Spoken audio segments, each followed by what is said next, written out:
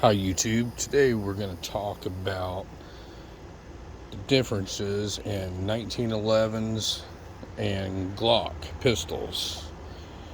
Now it's going to be up for you to decide which one you feel is better. I'm going to show you the advantages and disadvantages to both, and it all depends on what situation that you are wanting to use your pistol for. We have a few examples sitting here in front of you, quite a variety, and I'm going to go through each one of them and show you what some advantages would be to owning one and what disadvantages would be to owning one. So we're going to start with the oldest design, which is the 1911. Okay, this is an original 1911. This is a Colt. This was made in 1918. This is the original design that they came up with. John Moses Browning designed this. The Army adopted it in 1911. That's why it says 1911 right on the side. Model of U.S. Army 1911. Colt bought the design and started producing these guns for the U.S. military, and it fired 6,000 consecutive rounds through it without one malfunction, and that's why the Army adopted it. I do not know of a pistol made today that anybody owns that they can say they fired 6,000 rounds through it and not had one malfunction. So I would say this is a pretty good design. It's pretty simple. It's easy to work with. It's a single action only design, and it has to be cocked every time you fire it. Every time the slide comes back, it cocks it again, and continue to fire until it runs out of ammunition. Okay. The next design is going to be a Glock. Glock came out with their design in 1982. It's a little bit over 40 years ago. They were the first company to come up with the striker fired design. Similar to the 1911, it's a single action only, but it's striker fired. And it has to cock every time. Slide comes back, cocks it, you fire it, and it will continue to fire until it runs out of ammunition. And both of these companies, or designs I might say, I can't really use company because both of them have been copied extensively. Both of these designs are pioneers of their craft. Okay, now they both have advantages and disadvantages. A lot of people's knock on the 1911 is the capacity. If you look at a 1911, it's a single stack, and its normal configuration, it'll hold 7 to 8 rounds in it. The original design was 45 ACP, and normally you get right around 8+1, which is a 9-round capacity.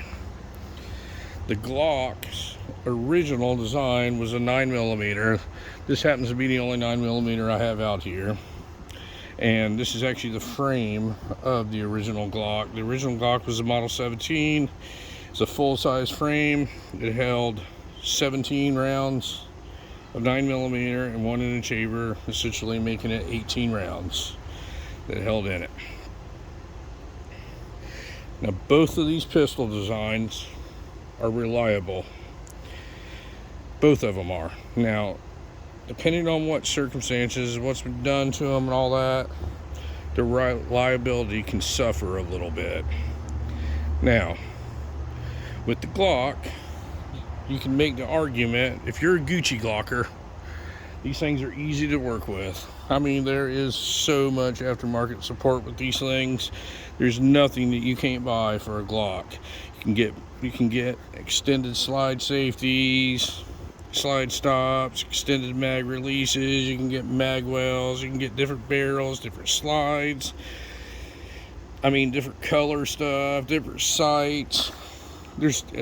It's just absolutely it's just endless what you can do to these things. And you can usually do whatever you get in about 5 minutes sitting there at your kitchen table. It's pretty easy to do. They're like snapping together a jigsaw puzzle. Now, with a 1911, if you're a Gucci Glocker and you're thinking about getting into the 1911 game, this might not be as easy for you. This is a pretty customized 1911. Has about every option on it that you can think. But the difference with the 1911 is you're probably not going to be able to put this together at your kitchen table in 5 minutes.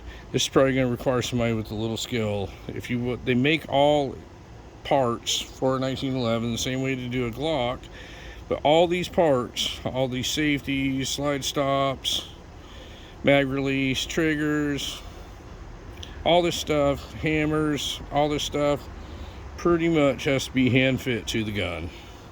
It just has to be. And usually that's why the 1911s, taking out the cheaper model ones, they usually cost a little bit more than a Glock does. But if done properly, these things are super reliable, super accurate, and one of the top designs of a pistol that you can possibly have. Now, some of the differences in them. I'm going to say if you take like the average 1911, and this is true for most people that know, the worst 1911 trigger is better than the best Glock trigger. I mean, every one of these things is crisp as can be. It's just the 1911 trigger is the gold standard for a pistol trigger. Even if you take the oldest one here, which has probably got no work done to it, it's the heaviest of all of them. This trigger is more crisp and better than any Glock trigger than you will ever feel. The Glock triggers are not bad if you're used to them. They're just a little spongier. See how it has a little bit of take up and all that. It's just, they're just not a 1911 trigger. They're not a bad trigger, but you just have to get used to them. They're just not a 1911 trigger, I guess you could say. Now, the 1911 is all steel. It's all metal. So that means it's going to be a little bit heavier. When you're looking at carrying one of these, you're going to automatically have to factor in that it's going to weigh a little bit more. The Glock, to my knowledge, is the first company that came up with a polymer frame. So basically it's plastic here, and the barrel and the slide are made out of steel. Super light, high capacity, very, very, very, very reliable. I mean, their reliability is just unsurpassed. Usually you can change parts out on them. If you don't get too crazy with it, it'll remain reliable. Now, when it comes to like concealed carry, everybody makes the argument with the 1911 about capacity. So we're going to show you two of them here that I would say are pretty close. This is a carry compact Glock and 45 ACP. This gun, with this normal magazine in it, holds 10 rounds in the magazine and 1 in the chamber. That's 11. So in the small compact size you can hold 11 rounds of 45 ACP. This is somewhat of a compact 1911. This is what they call a professional model. There's a little bit bigger one that you can call, this has a 4 1/4 inch barrel that's called a commander size. This is a full size frame, 4-inch barrel, and the normal capacity for this one is 8+1. 8 in the magazine, 1 in the chamber, so that makes a total of 9. Now, if you're a 1911 guy and you want to carry a 1911, You're only going to sacrifice 2 rounds by carrying something like this than you would of something like this. And this is every bit as reliable. This is a high-end 1911. It was custom built by Wilson Combat. They're known for their reliability. There should be no issues with it. Now, when you come to reloads, you can carry, they make a 1911 magazine that holds 10 rounds. This particular one's made by Wilson Combat. Wilson Combat's the gold standard for magazines. Which brings me to my next subject. Majority of the time in semi-automatic pistols, if you're having an issue with it, you should start with the magazines. And both of these weapons designs usually have the same problems. If you do not buy a factory Glock magazine, if you go buy one of these knockoff Chinese made in Korea magazines, more than likely you're going to start having problems with it, and it's not going to be the gun's fault. The gun's a proven design. It's just been years of engineering that went into it. They haven't had any problems until now. Yours is probably not the only one. This is going to normally be where you need to start as the magazines. Same goes for the 1911. Most people that have 1911 problems, majority of the time it's in the magazines. Wilson Combat is the gold standard for 1911 magazines. I don't care how old, how new, what brand your gun is. These are the magazines you need to buy. They've been around for a long time. They feed nice. They don't seem to give you problems. They're a little bit more pricier than a regular GI magazine, but trust me, if you're depending on your life on it, or if you're at the range, you don't want to deal with malfunctions, this is the route you need to go. Now, both of these guns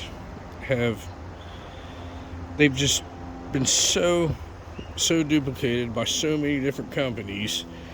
You have Taurus making $200 polymer striker fire weapons. You have Smith & Wesson that came out with the SVDE9, which I think Glock actually sued them over it. And they were pretty much all exact copies of them. 1911s, Colt's patent ran out a long time ago on them. So now every company makes a 1911 because they know that there's a lot of people that appreciate these guns and still shoot them. Now, both of them, I do not have a 1911 one in it, but both of them have 22 long rifle ones. See, they're both offered in multiple calibers. Both of them have 22 long rifles, like for training purposes, or it's very cheap to go to the range and shoot.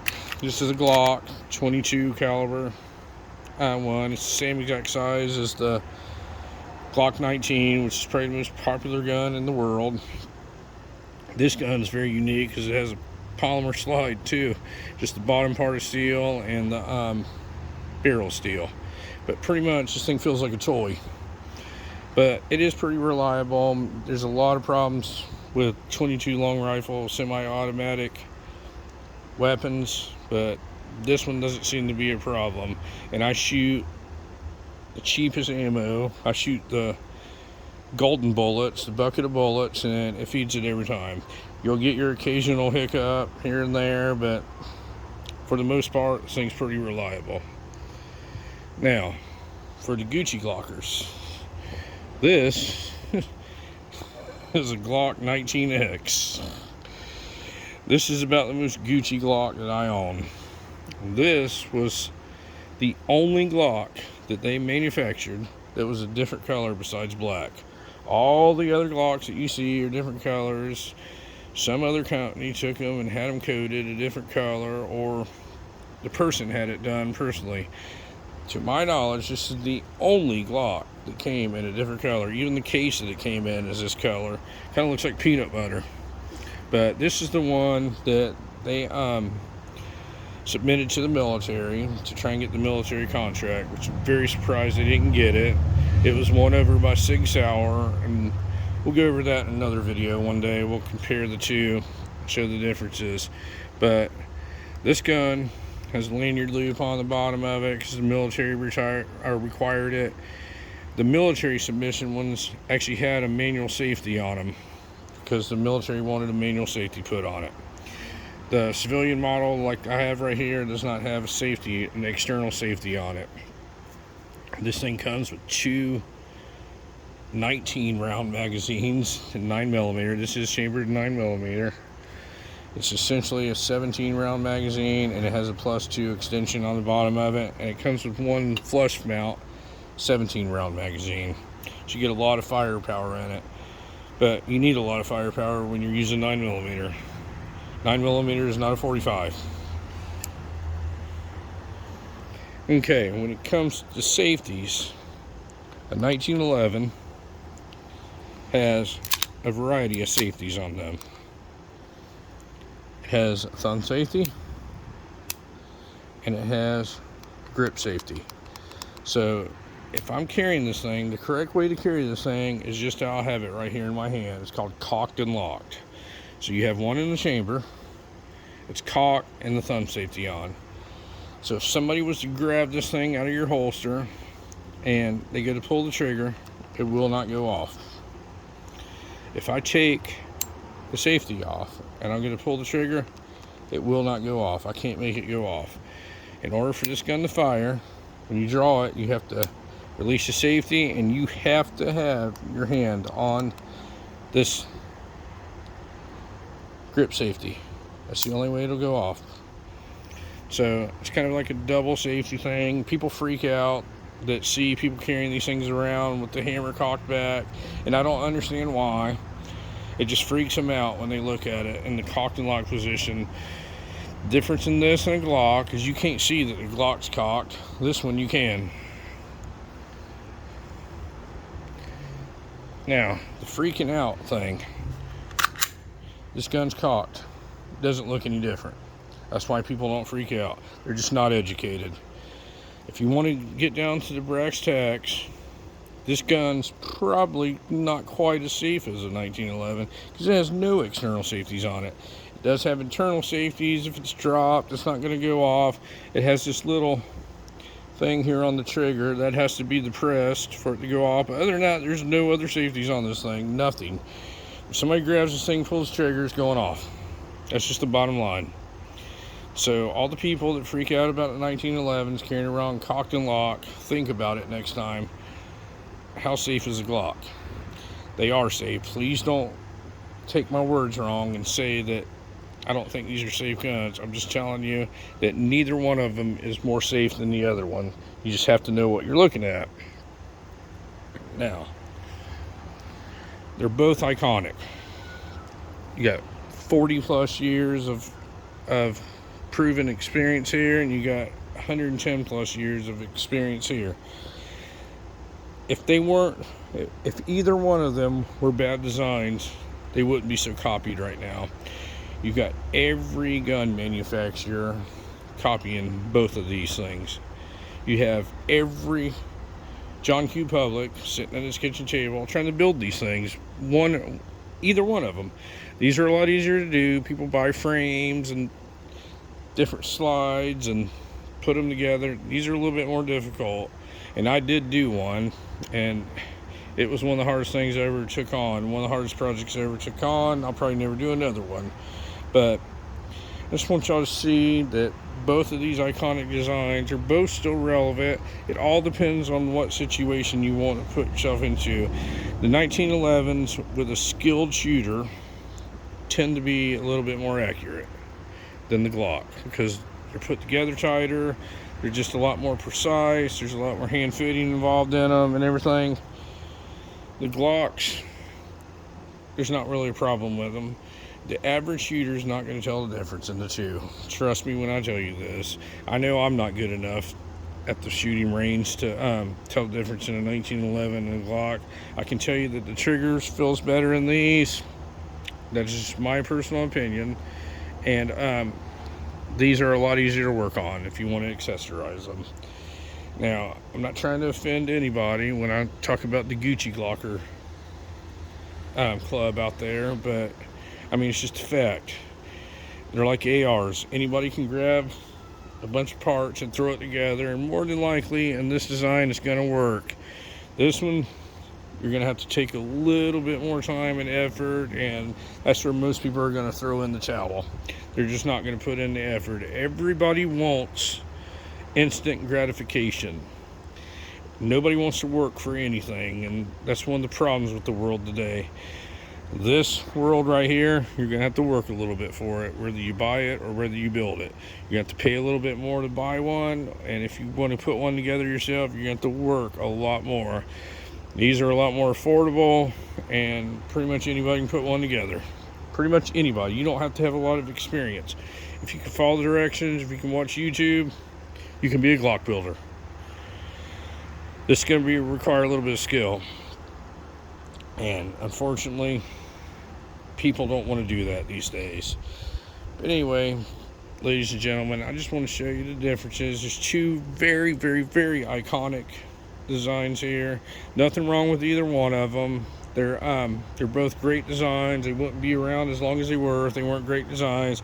The Glock has about 60 more years to catch up to the 1911 to see if it lasts, the design lasts that long, but I'm sure it will.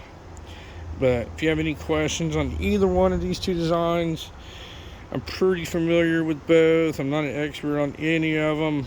Ask away. I'll be happy to answer them for you to the best of my knowledge. But hope you enjoyed this video. Hope you learned something. Maybe you can write something in the comments and teach me something. I always like to learn. But this is by far not a review of each individual gun on this thing. This is basically just comparing the two designs. I use these few examples to put my point across to you. Y'all have a great day, and thank you for watching my video.